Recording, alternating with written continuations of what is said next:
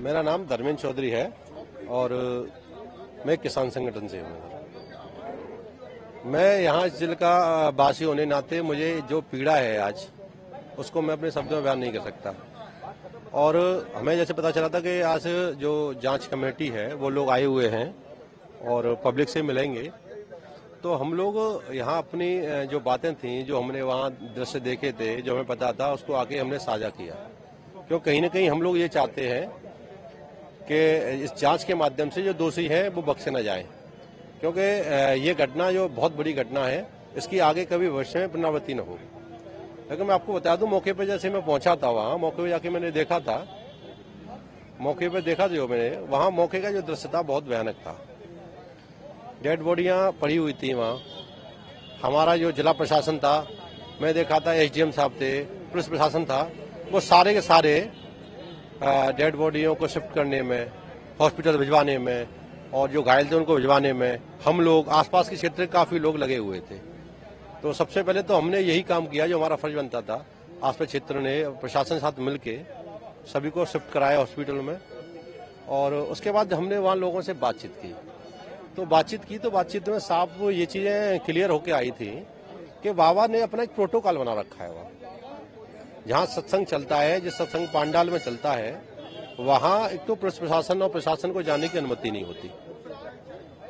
बाबा वहाँ सिर्फ अपने भक्तों को अंदर जाने देते हैं, और अंदर न वीडियो कोई अलाउ है। अगर कोई वीडियो बनाता है तो उससे फोन छीन लिए जाते हैं, बाबा के भक्तों जो सुरक्षाकर्मी छीन लेते हैं।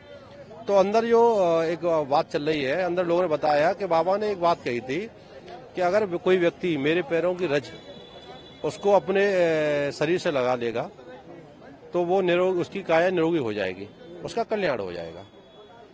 तो ये सारी चीजें, जैसे बाबा वहां से निकल के आते हैं बाहर, तो प्रशासन था, उनको तो पास जाने की अनुमति थी नहीं। बाबा के जो निरीक्षुरक्षा कर्मी थे, बाबा के साथ थे, बाबा की गाड़ी के आसपास जो खड़े थे, जैसे ही ये लोग बाबा के भक्त पहुंचते हैं, गाड़ी तरफ भागते हैं, जिस तरह महिलाएं थी, बच्चे थे, तो वहां जो बाबा की सुरक्षा कर्मी थे वो धक्के मुक्की कर देते हैं।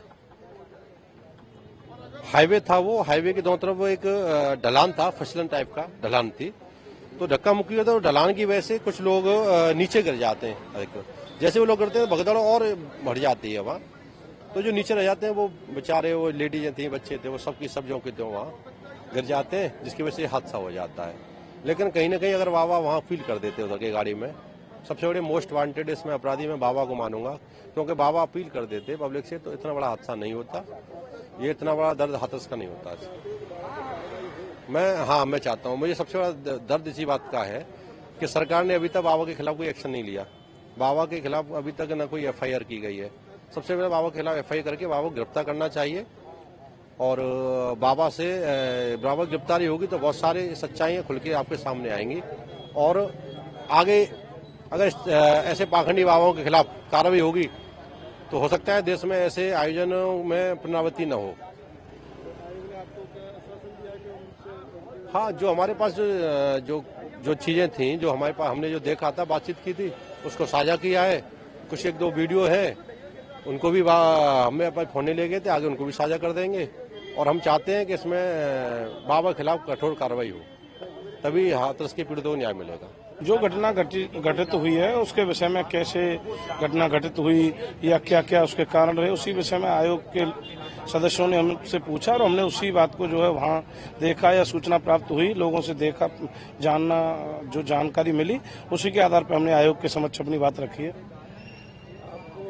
जो भी सही मायने में दोषी हैं, जांच में जो निकल के आए, हम वो चाहते हैं जो भी दोषी है उसके खिलाफ कार्रवाई हो। नहीं, ऐसे घटना हुई है तो बाबा ही उसमें मेन थे, और ये जांच का विषय है कि दोषी कौन है, मगर जो हमने देखा है वो हमने आयोग के समक्ष रखा है। हम तो समाज में जो हमारे जिले की, हमारे नजदीक सिकंदर तहसील में जो वाक़या हुआ है, हम सब दुखी हैं। इतनी बड़ी बड़ी घटनाएं होती हैं, और आगे इस तरह की कोई पुनरावृत्ति नहीं हो तो उसके लिए शासन प्रशासन कड़े नियम बना, जो परमिशन होती है, परमिशन से ज्यादा लोगों की एंट्री नहीं हो। और इतनी बड़ी घटना है तो हम तो बहुत ज्यादा व्यथित हैं। उसके बाद भी जो मेन लोग मुद्दई हैं उनको नामित नहीं किया गया है। चंद 5, 7, 10 लोगों को आप नामित करके इतने बड़े खुलासे को हैं, इतनी बड़ी डेथ हुई है तो इसका जिम्मेदार कौन होगा? बस इसी अपील के लिए आए थे। बिल्कुल जिम्मेदार हैं बाबा, घटना के जिम्मेदार हैं। उनकी कार्य समिति है, उनकी आयोजक समिति है, लेकिन सिर्फ चंद लोगों को ही उसमें मुद्दई बना के इस खुलासे का पूरी तरह से पटापेच नहीं हो सकता। बस यही है। बिल्कुल बिल्कुल, ये आयोजन पहली बार नहीं है, हाथरस में आयोजन होते रहते हैं। अभी 1.5 साल पहले करीब हाईवे पे आयोजन हुआ था और स्थानीय लोग हमारे पास आते रहे, चिकित्सक हमारी क्लिनिक पे भी लोग आते हैं तो ऑलरेडी बताते हैं। कम पढ़े लिखे लोग, लेबर वर्ग, वैसे तबके वाले, अशिक्षित लोग हैं तो वो तो भीड़ में कहीं कुछ हमें मिलेगा, है कैसा भी है, चाहे वो कुछ भी मिले, वहाँ आदमी पहुँचते। श्रद्धा है, अपनी अपनी भक्ति है, श्रद्धा है। अब बाबा के साथ क्या है, किस तरह के वो बातें करते हैं, हम तो कभी उनके कार्यक्रमों में गए नहीं हैं, लेकिन दूर से जो कार्यक्रम होते हैं तो कभी सुनने में आ जाता है। अभी शहर में 7-8 साल पहले भी कार्यक्रम हुआ था, लाखों की भीड़ जुटती है इनके कार्यक्रमों में।